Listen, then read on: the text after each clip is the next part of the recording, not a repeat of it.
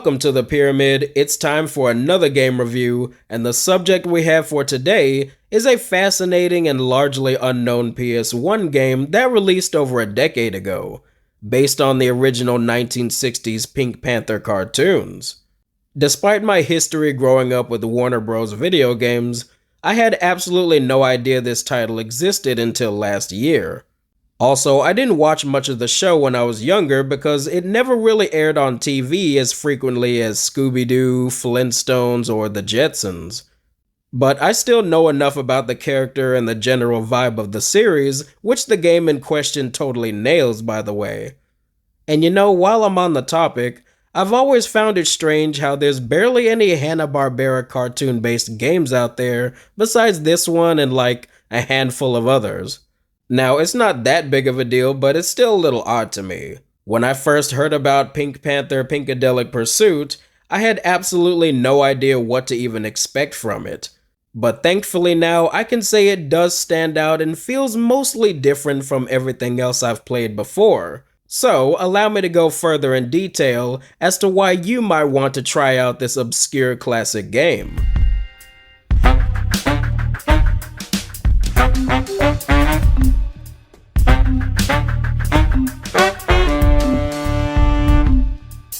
Pink Panther Pinkadelic Pursuit is a rather simple game with unique mechanics and control style that actually feels appropriate for the source material it's based on.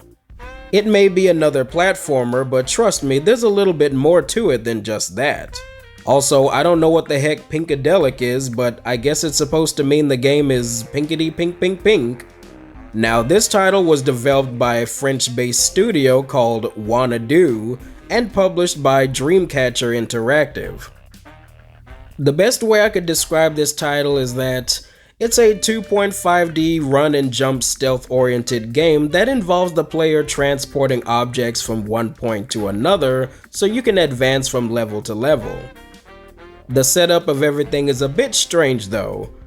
Much to my surprise, this game actually has a story mode that involves the Panther inheriting this large pink mansion from his deceased uncle, and he is tasked with finding a luxury treasure hidden somewhere inside it.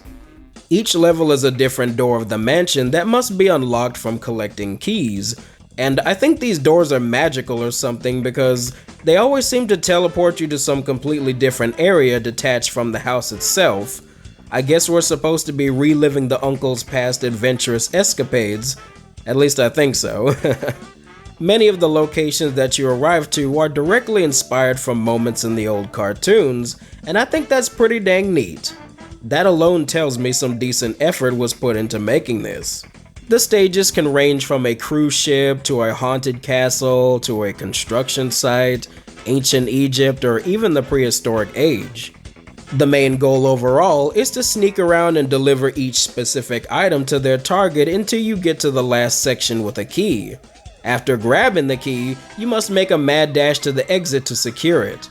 Each stage will progress you higher and higher within the mansion until you reach the treasure at the top floor.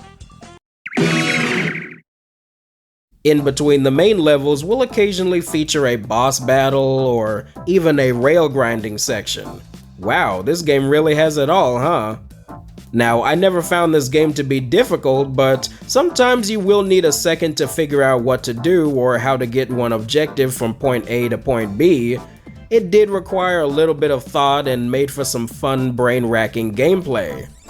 The loading screens will try to explain the trade method of all the items for the stage, but admittedly, it's kinda confusing to grasp.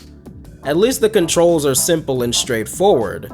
You see, the Pink Panther can pick up and put down objects, sneak around and disguise himself as props in the background, hover in the air with his tail for a moment, and knock away enemies with a spin a la Crash Bandicoot. The game really excels in its simplicity, making for a concise experience in general. Like I said, I never found the game to be difficult, but being chased after while securing an object was actually quite stressful. It seems no matter how well you maneuver, the person chasing you will always be right on your heels and will only take a millisecond for them to snatch the object back from you. Thankfully, you can disguise yourself while holding on to something, and you can just run after them and take it back. and each chase is set off by this nice punchy stinger sound that really gets the hair raising. Outside of the main story, you can take a left at the main hub to access the portrait gallery. It's basically a glorified extras menu, and the pink coins you collect in the stages can be used to buy concept art. And that's really about it. I wish you could purchase the music tracks too, but as far as I know, it doesn't seem to be possible.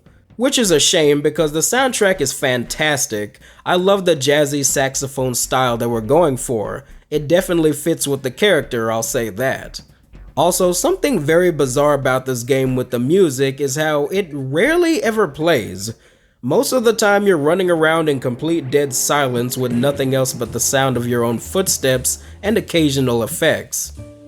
I'm not sure if it's supposed to emulate the Pink Panther being a mute character or not, but it's still a very odd design choice. Despite that little note, it doesn't affect the overall quality. Now, I can say Pink Panther Pinkadelic Pursuit is a solid underrated gem and one of the better Warner Bros. Games to come from the 5th generation. I highly recommend it even if you've never heard of the franchise. Currently, the game is available on the original PS1, Microsoft Windows, and Game Boy Advance. But please don't even waste your time with the handheld version, it frickin' sucks, trust me. I've been planning to talk about this game for a while now, but I couldn't find a good place for it. Since I'm currently in the middle of my Looney Tunes marathon, I figured why not review it in between some other videos. You can expect to see more videos like this every now and then, and you can also expect to see more non-review type videos as well. I've got a ton of new projects cooking on the stove right now as we speak, so if you enjoyed this video, drop a comment down below. Thanks for watching Anubis Black Games, and I'll see you next time.